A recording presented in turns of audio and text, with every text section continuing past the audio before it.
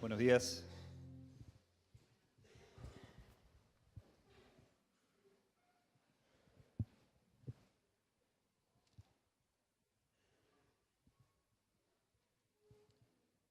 El título de nuestra reflexión en esta mañana es En el monte.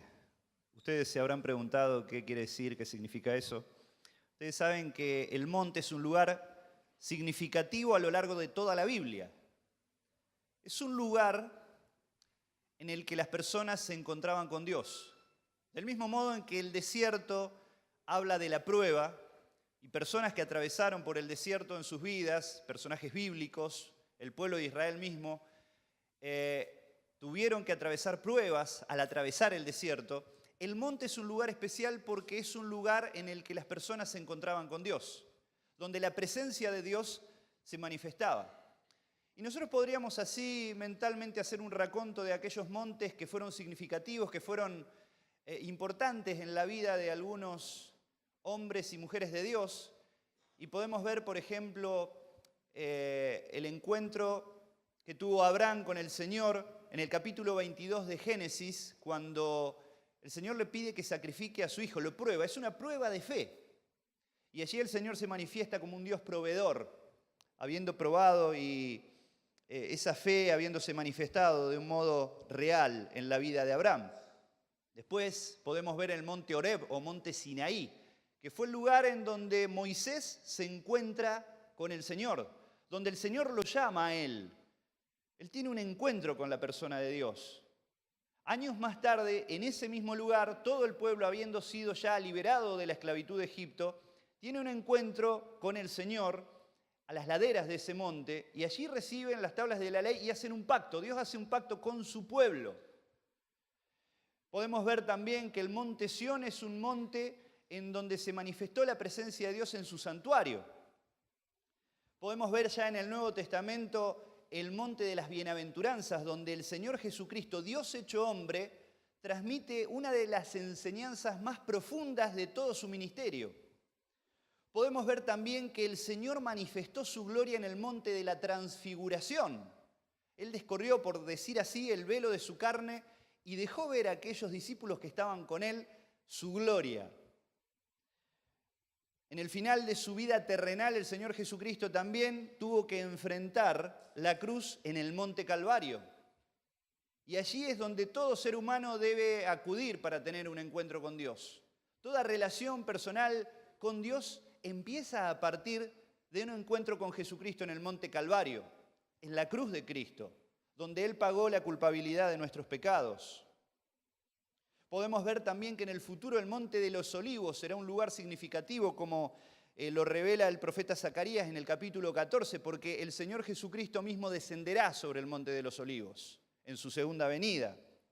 Pero esta mañana creo que consideremos algo que ocurrió en un monte, que es el monte Carmelo, en el primer libro de los Reyes, capítulo 18, y yo me preguntaba, ¿cuál es mi monte? ¿Cuál es el lugar donde yo me encuentro con Dios? Seguramente ustedes pueden recordar en el pasado circunstancias, momentos especiales en donde pudieron tener un encuentro con Dios. Tal vez ese fue su monte, en algún retiro donde conociste a Cristo, en algún campamento, en alguna reunión. Verdaderamente yo creo que cada vez que nosotros nos reunimos acá, este es un monte para nosotros, porque es un lugar de encuentro con el Señor, donde la presencia de Dios se manifiesta y donde nosotros podemos encontrarnos con Él. Por eso es tan importante para nuestras vidas pensar en verdaderamente cuál es ese monte para nosotros. Claro, nosotros para poder ir a una montaña literalmente tendríamos que ir a otra provincia, acá la provincia de Córdoba tal vez, ¿no? Pero estamos hablando figurativamente, espiritualmente. Y nosotros vamos a ver en este capítulo número 18 del libro de los Reyes algunas características que posee el monte como lugar de encuentro con Dios, y son todas muy importantes para nuestras vidas. En primer lugar, lo primero que vamos a encontrar como característica del monte como lugar de encuentro con Dios es que es un lugar de reflexión. Es un lugar de reflexión. La reflexión es el proceso que nos permite pensar detenidamente en algo con la finalidad de sacar conclusiones en nuestra vida. Y nosotros lo podemos ver en la vida de todas estas personas que hemos nombrado: Abraham, el pueblo de Israel, el Señor Jesucristo mismo, sus discípulos. Ha sido siempre ese lugar, un lugar de encuentro con el Señor y que generó y que produjo una reflexión profunda en el corazón de aquellas personas que iban al encuentro con Dios. Y en esta oportunidad, en el primer libro de los Reyes, nosotros vamos a ver un poquito el contexto. El pueblo se había alejado del Señor, se había transformado en un pueblo idólatra. El reino ya estaba dividido, hacía aproximadamente 60 años, en el reino del norte y el reino del sur. Y a partir de que el primero de sus reyes, Jeroboam, instauró la idolatría, el pueblo empezó a ir en pos de esos ídolos. Claro, al estar el santuario, el templo de Dios en el reino del sur, los reyes sucesivos del reino del norte no querían que el pueblo vaya a adorar al templo de Jerusalén. Entonces ellos empezaron a fomentar la idolatría, la adoración de ídolos, pero este rey, el que estaba reinando en esta oportunidad, el rey Acab, había introducido ya de forma oficial la adoración a dioses paganos, a dioses que habían traído de otros pueblos, especialmente a través de su esposa Jezabel. Entonces el pueblo cayó en una profunda apostasía, se habían apartado en sus corazones de Dios. Y como consecuencia de ellos dieron la espalda a Dios y, pecando contra Dios, olvidaron el pacto que habían hecho con Él. Y es así que cayó una profunda sequía sobre la tierra de Israel. Era algo que había anticipado ya en Deuteronomio el Señor, a través de Moisés, lo que sucedería si ellos daban la espalda, si se apartaban, si se alejaban y desobedecían a Dios. Entonces esto era consecuencia de su pecado. Y ahí irrumpe en la historia del pueblo de Israel un profeta, un hombre distinto, un hombre solitario, un hombre muy especial, que era el profeta Elías. Y este era un hombre que no tuvo miedo de pararse ante el rey Acab y denunciar su pecado. Y es así que nosotros llegamos al punto, ahí en el capítulo número 18, del libro a los Reyes. Y en un momento, después de 3 años y medio de profunda sequía, se manifiesta, se presenta el profeta Elías ante el rey Acab. Y entonces, cuando Acab lo vio a Elías, en el versículo 17, dice: ¿eres tú el que turbas a Israel? Como echando la culpa, como si Elías sería el que había originado toda esta situación penosa que estaba viviendo. Ustedes imaginen que una sociedad y una economía agrícola verdaderamente estaba en decadencia y estaba en una profunda pobreza después de 3 años y medio de sequía. Entonces el profeta Elías dice en el versículo 18, respondió: yo no he perturbado a Israel, sino tú y la casa de tu padre, dejando los mandamientos de Jehová el Señor y siguiendo a los Baales, a los ídolos. Entonces él hace una convocatoria: envía pues ahora y congrégame a todo Israel en el monte Carmelo, y los 450 profetas de Baal que comen a la mesa de la reina Jezabel. Entonces el rey Acab convocó a todos los hijos de Israel y los reunió a esos profetas en el monte Carmelo. El monte Carmelo era un lugar muy importante porque en el pasado, antes de que existiera algún tipo de santuario donde los judíos pudieran adorar a Dios, donde pudieran acudir para adorar a Dios, fue un lugar donde ellos habían destinado para la adoración y había un altar en ese lugar.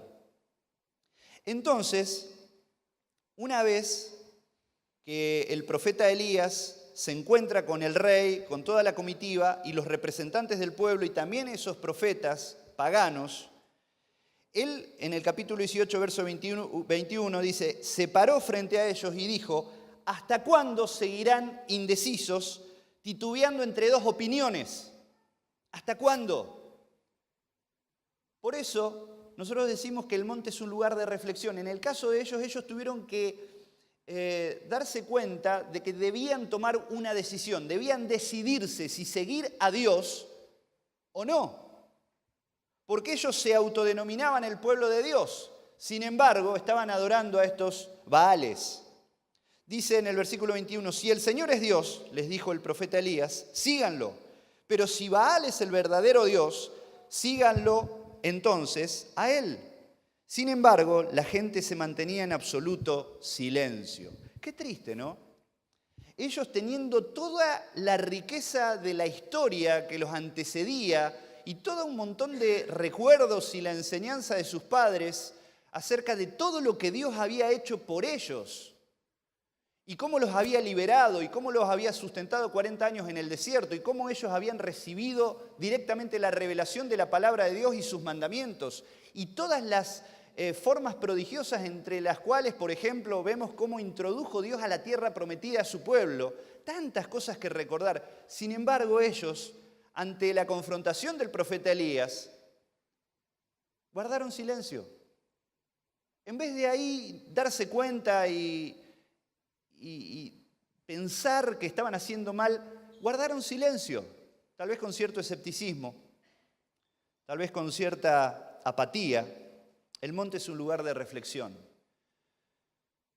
Cada vez que nosotros nos encontramos con Dios en su presencia, hay cosas de las que nosotros nos damos cuenta. Cuando abrimos el corazón, cuando realmente tenemos un corazón sensible para ir ante su presencia. Muchas veces, cada vez que venimos a un encuentro como este, cada domingo, cada martes, cada encuentro de grupo pequeño,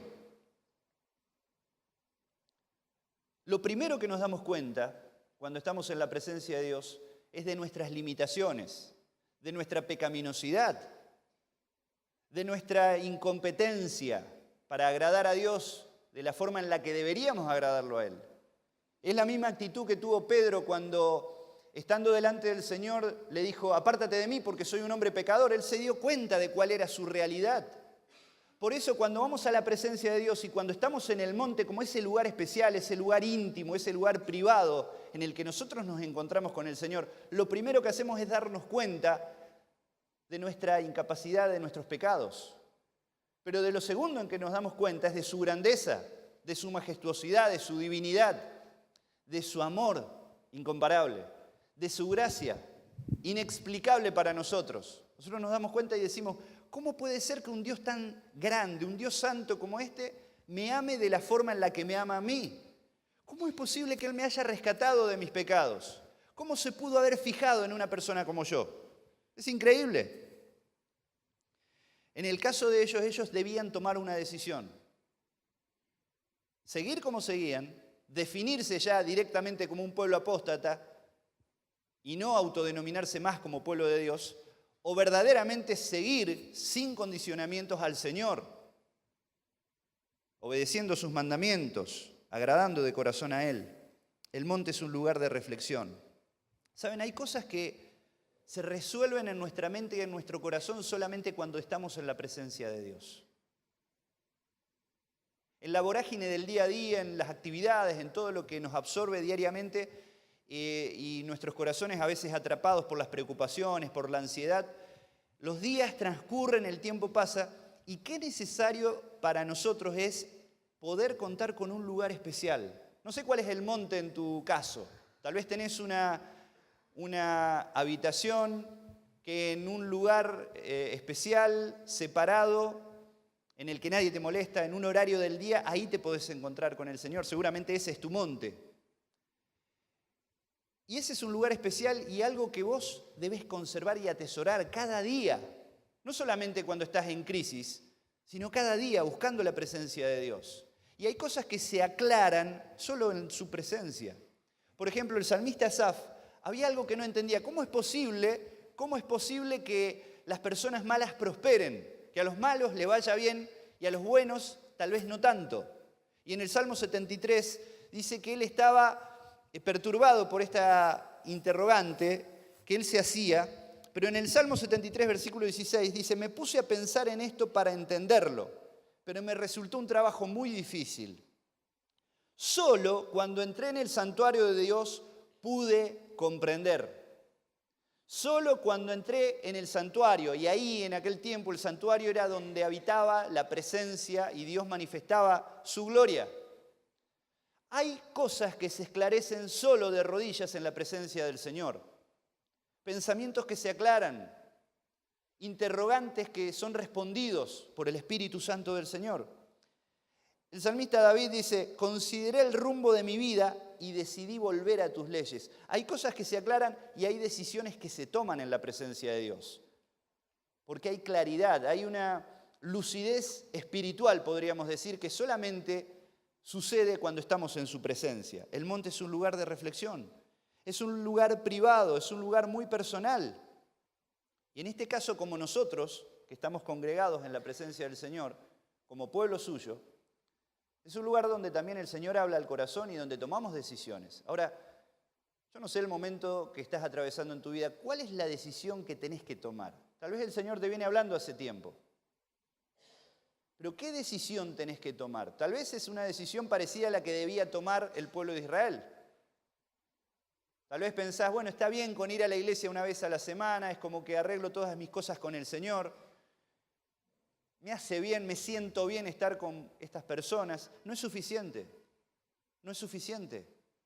Tal vez hay que tomar ciertas decisiones que son importantes y trascendentes y el Señor tal vez hace tiempo viene hablando a tu corazón. Tal vez el Señor te dice, utilizando las mismas palabras que las que utilizó Elías, te dice, ¿hasta cuándo? ¿Hasta cuándo vas a seguir de la misma forma? ¿Hasta cuándo intentás seguir caminando con un pie en la iglesia y un pie en el mundo, por así decirlo? Sin compromiso real conmigo. ¿Hasta cuándo? ¿Hasta cuándo vamos a convivir con pecados y cosas que contaminan nuestra vida? ¿Hasta cuándo vas a dilatar tal vez una decisión que tenés que tomar?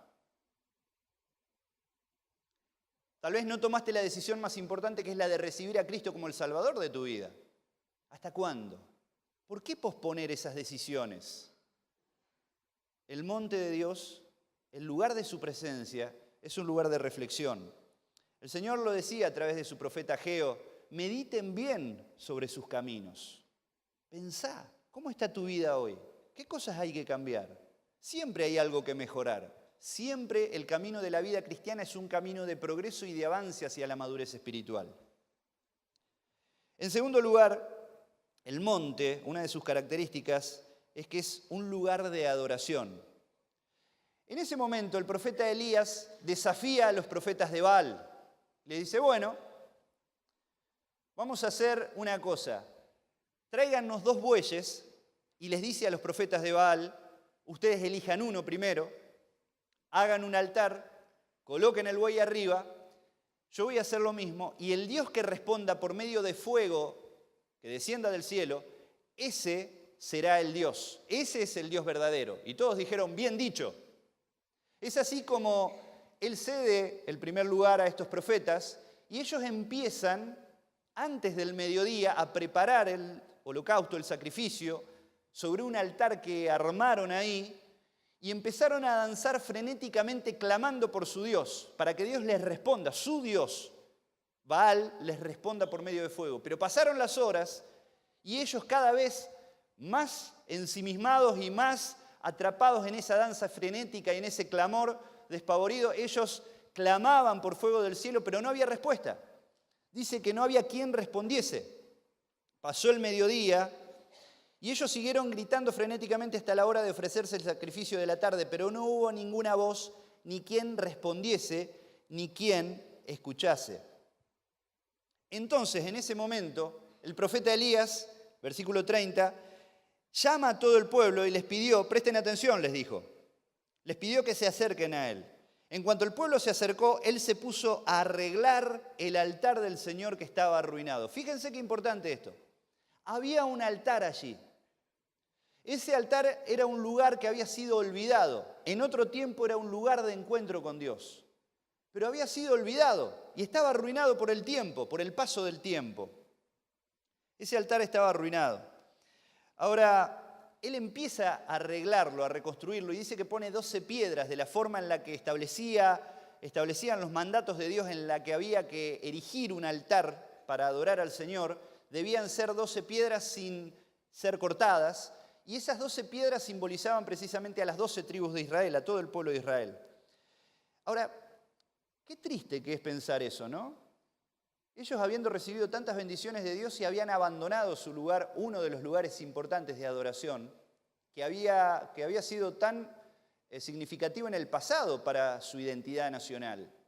Ahora yo pensaba también cuántas veces nosotros, descuidando nuestra adoración a Dios, atrapados por el día a día y por las circunstancias que nos toca vivir, permitimos que nuestro altar de adoración se arruine. De la misma forma. Ahora, ¿por qué se puede arruinar un altar? Primero por descuido. Por descuido. A veces podemos llegar a ser propensos a descuidar nuestra adoración con Dios. Hay tantas cosas que nos distraen. Ahora, acuérdense lo que dice Hebreos 2:1. Dice, es necesario que atendamos a las cosas que hemos oído. Todo lo que nos ha sido enseñado de parte de la palabra del Señor. No sea que nos deslicemos. Fíjense, la caída no es de un momento a otro. La caída es algo paulatino, progresivo, que sucede sin que nos demos cuenta.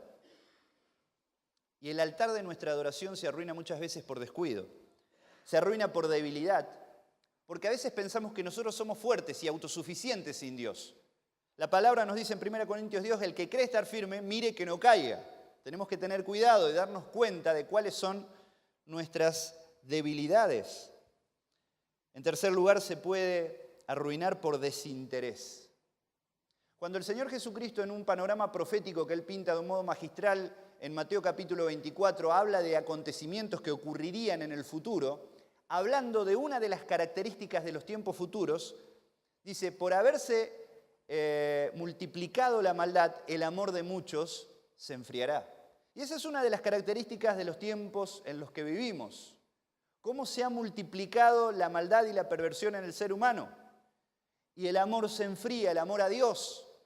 Ahora, si nosotros descuidamos nuestra adoración a Dios, crece la maldad y la propensión al pecado en nuestra vida. Y de ese mismo modo, también caemos y dejamos de tener un corazón sensible y predispuesto para Él. Nuestro amor disminuye. No hay pasión por Él en nuestro corazón. El monte es un lugar de adoración, pero el monte también es un lugar de bendición. El monte es un lugar de bendición. Después que Él repara ese altar, el profeta Elías hace una oración que es muy importante. El versículo 37 dice, respóndeme, Señor, que tu pueblo reconozca que tú, Señor, eres Dios y que tú harás que su corazón se vuelva a ti. En ese momento cayó fuego de parte del Señor y consumió el toro que allí se ofrecía, la leña, las piedras y hasta el polvo. Todo lo que había allí. Incluso el profeta Elías había hecho derramar agua sobre el sacrificio y todos pensaron, este hombre está loco, ¿cómo puede ser que se prenda un fuego con toda la leña mojada? Aún así, el fuego de Dios consumió todo, porque el fuego de Dios es un fuego que todo lo consume. Ahora, el monte es un lugar de bendición porque el fuego, ustedes saben que es también una figura del Espíritu Santo y es una figura que vemos a lo largo de toda la Biblia. El fuego nos habla, por ejemplo, de purificación. El apóstol Pedro dice que las pruebas que les tocaba vivir a los hermanos en aquel tiempo, en su primera carta, capítulo 1, capítulo 12, eran como un fuego, pero un fuego purificador, un fuego que sacaba lo mejor de ellos. Ese es el propósito por el cual Dios permite muchas veces las pruebas en nuestras vidas. No es para abatirnos, no es para desalentarnos, no es para hacernos daño, sino para purificar y limpiar nuestras vidas. Pero el fuego no solamente habla de purificación, sino que habla de pasión. El fuego habla de pasión. En el capítulo 12 a los Romanos, el apóstol Pablo hablaba del fervor con el cual estos hermanos de la iglesia en Roma debían seguir al Señor. Dice, en lo que requiere diligencia no perezosos, fervientes en espíritu, sirviendo al Señor. Fervientes en espíritu. Cuando el fuego del Señor está en nuestros corazones hay un fervor.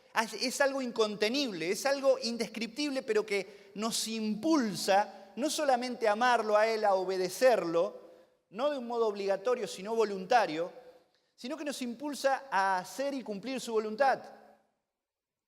El profeta Jeremías decía en un momento crítico de su ministerio que él había intentado dejar ese ministerio. Él tenía un llamado de parte de Dios para profetizar y confrontar al pueblo con su pecado, al pueblo de Israel. Sin embargo, en un momento él quiso dejarlo porque era un ministerio muy duro y nadie escuchaba su mensaje, ni había una respuesta positiva a su proclama. Sin embargo, dice, sentí en mis huesos como un fuego consumidor, un fuego que no pude contener. Y eso lo impulsó a seguir adelante. Amigos, ¿cuánto necesitamos nosotros de ese fuego que no solamente purifique nuestras vidas, que nos santifique, sino que nos impulse a vivir vidas apasionadas por Él? ¿Por qué seguimos al Señor? ¿Por obligación? ¿Por conveniencia? ¿O por amor? Cuando el Señor Jesucristo enfrentó la cruz y pagó el precio de nuestra culpa, no lo hizo por obligación, no lo hizo por compromiso, lo hizo con una pasión profunda en su corazón por cada uno de nosotros, para rescatarnos, para darnos la vida que no teníamos. Ahora, ¿cuál es nuestra actitud? Tal vez a veces tenemos cierta apatía, tal vez caemos en una cierta religiosidad mecánica y seguimos haciendo las mismas cosas y asistimos a la iglesia y hacemos lo que tenemos que hacer solamente ¿por qué? Por compromiso, porque hay que hacerlo, porque yo sé que es bueno para mí, pero nada más que eso. ¿A dónde está la pasión? ¿A dónde está el fervor espiritual que tenemos que tener? Por eso, en ese lugar de encuentro con el Señor, en ese lugar especial en donde nosotros nos encontramos con su santa presencia, no podemos seguir siendo los mismos. Hay algo poderoso que entra profundamente en nuestras vidas y en nuestros corazones y que nos enamora, que nos cautiva y que nos apasiona por Él. Y esa debe ser la realidad de todos y cada uno de nosotros. Amigos, qué bueno es plantearse y preguntarse, ¿cuál es mi monte? ¿Cuál es el lugar especial, ese lugar apartado? Puede ser en mi casa, puede ser en algún lugar donde nadie interrumpa, donde nadie moleste, lejos de toda molestia, de toda interrupción. ¿Cuál es ese lugar especial? Es un lugar al cual habitualmente yo recurro para encontrarme con el Señor. ¿Cómo está el altar, mi altar de adoración? Tal vez en ese lugar, en el altar, que es el lugar donde yo me encuentro con el Señor, en ese que es mi monte, mi lugar, tal vez puede estar descuidado, tal vez se ha arruinado por el paso del tiempo, por descuido, por debilidad.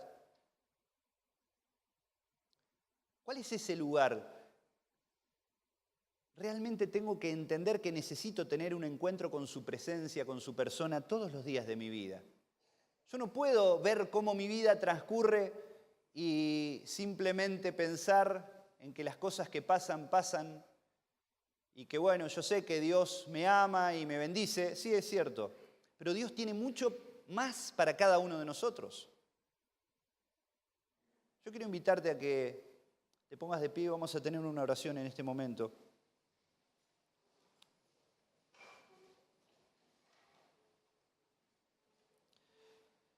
El monte es un lugar de reflexión, es un lugar de adoración y es un lugar de bendición.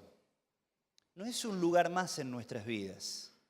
Tiene que ser un lugar importante. Tiene que ocupar un lugar importante.